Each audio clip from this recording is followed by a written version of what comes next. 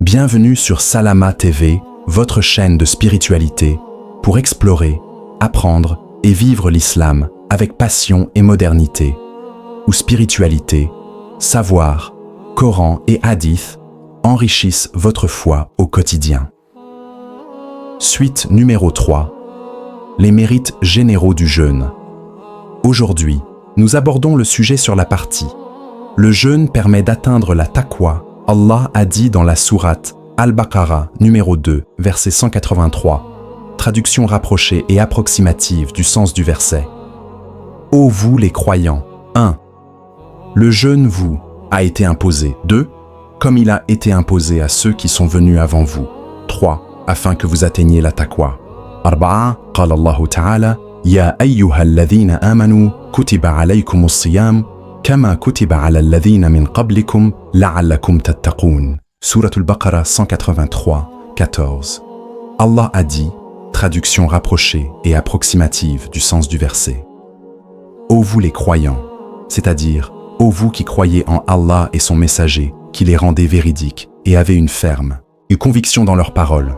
Tafsir Tabari, volume 2, page 92. Il y a 2 leçons à tirer du fait qu'un verset commence par un appel d'Allah envers les croyants. Tout d'abord, cela montre que la parole qui va suivre est une parole d'une grande importance, car cet appel va attirer l'attention de celui qui est visé. D'après Auf, Abdallah ibn Mas'ud, qu'Allah l'agrée, a dit « Si tu entends Allah dire « Ô vous les croyants », alors écoute avec attention, car il s'agit d'un bien qu'il ordonne ou d'un mal qu'il interdit. Rapporté par Abu Nuaym dans Hilya al-Awliya, volume 1, page 130. Voir Omdatu Tafsir de Cheikh Ahmed Shakir, volume 1, page 619. An Auf, قال عبد الله بن مسعود رضي الله عنه: إذا سمعت الله يقول: يا أيها الذين آمنوا فارعها سمعك فإنه خير يأمر به أو شر ينهى عنه. رواه أبو نعيم في حلية الأولياء. جاء 1 ص 130. انظر عمدة التفسير للشيخ أحمد Shakir J1 690. Ensuite, le fait qu'Allah s'adresse aux croyants montre que le fait d'appliquer la chose demandée dans le verset fait partie intégrante de la foi, et que le fait de délaisser cette chose est un manque et une faiblesse dans la foi de la personne. Qui la délaisse? Akam min al-Quran al-Karim de Cheikh Utaymin, volume 1, page 621. 2. Allah a dit, traduction rapprochée et approximative du sens du verset, « Le jeûne vous a été imposé ». Ce verset montre que le jeûne est une obligation. Ceci est également montré par les textes prophétiques et le consensus des savants. D'après Abdallah ibn Omar, qu'Allah les agrée lui et son père, le prophète, que la prière d'Allah et son salut soient pas sur lui, a dit « L'islam est bâti sur 5 choses. L'attestation qu'il n'y a pas d'autre divinité qui mérite d'être adorée, si ce n'est Allah et que Muhammad est le messager d'Allah. L'accomplissement de la prière, le fait de s'acquitter de la zakat, le fait de jeûner le ramadan et le hajj, rapporté par Bukhari dans son Sahih numéro 8 et Muslim dans son Sahih numéro 16. An Abdullah ibn Umar radiyallahu anhuma قال النبي صلى الله عليه وسلم بني الإسلام على 5 شهادة أن لا إله إلا الله وأن محمدا رسول الله وإقام الصلاة وإيتاء الزكاة وصوم رمضان والح. J. رواه البخاري في صحيحه رقم 8 ومسلم في صحيحه رقم 16. L'imam Nawawi, mort en 620 du calendrier hégirien. Le fait que le jeûne du mois de Ramadan soit une obligation est une chose sur laquelle il y a un consensus. Les preuves du Coran, de la Sunna et du consensus sont évidentes sur cela. De plus, les savants sont également en consensus sur le fait qu'il n'y a pas de jeûne obligatoire en dehors du jeûne du mois de Ramadan. Al-Majmou Shar Al-Muhadab, volume 6, page 252. Remarque, il y a plusieurs conditions qui doivent être présentes pour que le jeûne soit obligatoire. Allah a dit, traduction rapprochée et approximative du sens du verset. Le jeûne vous a été imposé. comme il a été imposé à ceux qui sont venus avant vous, c'est-à-dire qu'Allah a également, dans le passé, imposé le jeûne aux Juifs, aux chrétiens et aux autres communautés précédentes. Par contre, cela ne signifie pas forcément que leur jeûne était identique à celui de la communauté musulmane au niveau du moment où il doit être accompli ou au niveau de sa durée. Il y a plusieurs leçons qui peuvent être tirées du fait qu'Allah a mentionné l'obligation du jeûne dans les anciennes communautés. Nous nous contenterons de citer 3 de ces leçons. Tout d'abord, cela montre le grand mérite du jeûne et la gravité de le délaisser sans excuse. En effet, le fait qu'Allah impose un acte à chaque communauté montre clairement l'importance de cet acte par rapport aux autres actes, et que chaque religion ne peut être complète qu'avec l'application de cet acte. Ensuite, cela motive les musulmans à appliquer cet ordre divin et à jeûner comme Allah le leur a imposé.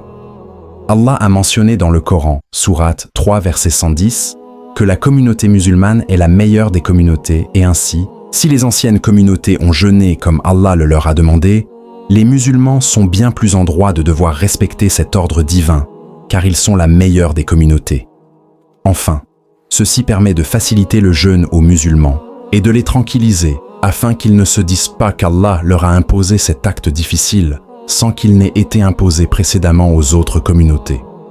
En effet, lorsqu'une personne doit faire face seule à une situation difficile, surmonter cette épreuve seule est plus difficile à faire que si d'autres personnes sont, comme elle, face à cette situation difficile. Voir Char Riyad Salihin de Cheikh. Othaymin volume 5, page 260. Tafsir Surat al-Baqarah de Cheikh.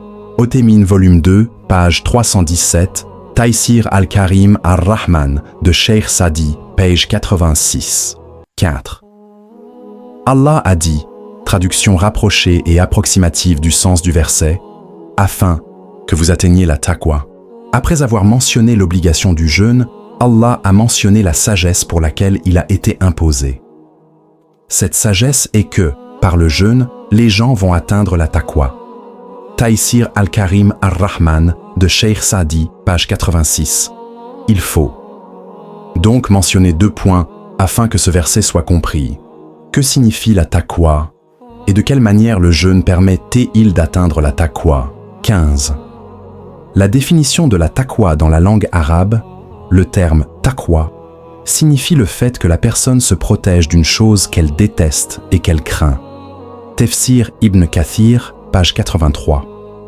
Dans la législation islamique, la taqwa signifie le fait que la personne mette une protection entre elle et le châtiment d'Allah en appliquant ses ordres et en s'écartant de ses interdits. Voir par exemple le Tafsir de Ibn Kathir, page 234. Ar-Risalat Taboukiya de l'imam Ibn Qayyim, page 8 à 10. Tafsir Surat al-Baqarah de Cheikh Othaymin, volume 2, page 350. Ainsi, ce terme englobe toute la religion. Tafsir Ayat min Kitab Allah de l'imam Muhammad al-Tamimi, page 143. D'après Asim, nous avons dit à Talq ibn Habib, mort en 100 du calendrier hégirien, explique-nous ce qu'est la taqwa. Il a dit, la taqwa est le fait d'œuvrer dans l'obéissance d'Allah, en espérant sa miséricorde et avec une lumière venant de lui. Et la taqwa est le fait de délaisser la désobéissance à Allah, par crainte d'Allah avec une lumière venant de lui.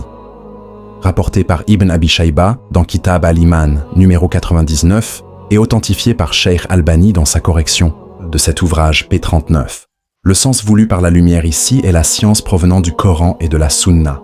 Voir Siyar A'lam al-Nubala de l'imam Dahabi, volume 4, page 601. عن عاصم قال: قلنا لطلق بن حبيب: صفوا لنا التقوى. قال: التقوى عمل بطاعة الله رجاء رحمة الله على نور من الله، والتقوى ترك معصية الله مخافة الله على نور من الله. رواه ابن أبي شيبة في كتاب الإيمان رقم 99 وصححه الشيخ الألباني في تحقيق هذا الكتاب. 39b. De quelle manière le jeûne permet-il d'atteindre la taqwa? Le jeûne est une adoration pour laquelle le serviteur délaisse pour Allah des choses dont il a envie. La nourriture, la boisson, les rapports sexuels. Le serviteur délaisse ces choses durant son jeûne, même s'il est seul et capable d'assouvir son envie car la crainte d'Allah qui se trouve dans son cœur l'empêche de désobéir à son Seigneur. Ainsi, de la même manière qu'il le fait durant le jeûne durant le mois de Ramadan, le serviteur doit délaisser la désobéissance à Allah par crainte de lui durant toute l'année. Et ceci est la taqwa. Cheikh Suleyman Rouhaili a dit: durant la journée de Ramadan, tu es affamé. La nourriture est devant toi. Aucune personne ne te voit, mais tu ne prends rien de cette nourriture. Tu as très soif. L'eau fraîche est devant toi. Aucune personne ne te voit, mais tu n'approches pas ta main de cette eau. Pourquoi cela? Car Allah t'a interdit ceci, et tu as peur de lui. Ainsi fais en sorte que ceci soit ta devise durant toute l'année, et pour tout ce qu'Allah t'interdit, afin que vous atteigniez la taqwa. C'est la fin de la suite numéro 3. Prochainement, nous allons aborder le sujet sur à savoir: le jeûne est une bonne action qui n'a pas d'équivalent. Ne manquez pas les trésors de savoir et de spiritualité. Abonnez-vous dès maintenant à Salama TV, votre chaîne dédiée aux rappels islamiques, invocations puissantes et enseignements inspirants. Rejoignez une communauté engagée pour renforcer sa foi et se rapprocher d'Allah chaque jour. Cliquez sur s'abonner et activez la cloche pour ne rater aucun contenu.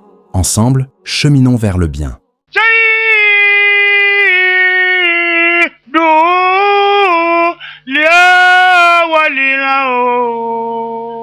ولكننا